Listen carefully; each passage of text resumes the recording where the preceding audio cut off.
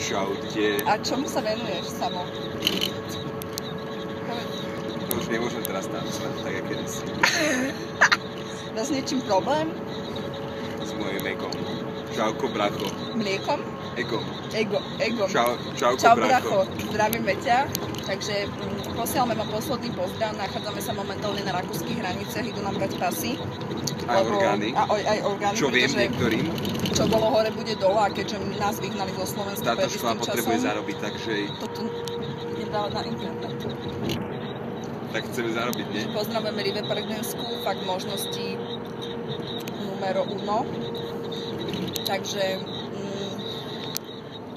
poviem vám nejaké tajomstvo nakoniec, lebo každé video by malo obsahovať tajomstvo. Áno. Ja si myslím, že moje tajomstvo pre vás ľudí je, že vždy, aj keď naozaj sa cítite, že je to zlé, pod psa, že už naozaj strácate energiu, nie. Zapalte si sviečku. Dajte si ruky na to. Opražte ich. Vydržíte? A čím viac to páli, tým máte v viac sebe viac sebavedomia. Čiže popálte sa a naozaj, toto je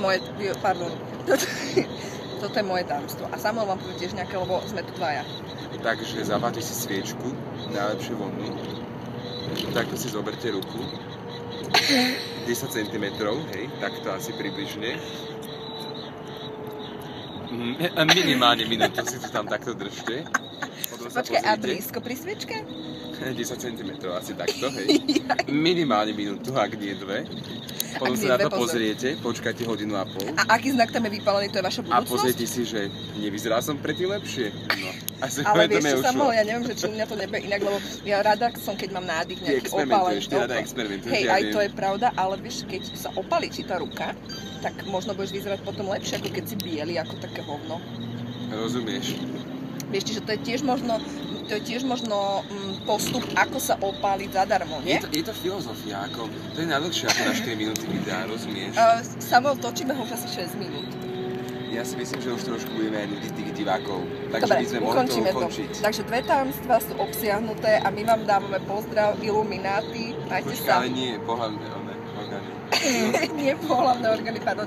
Čiže ono sa to môže ľahko zmeniť, áno.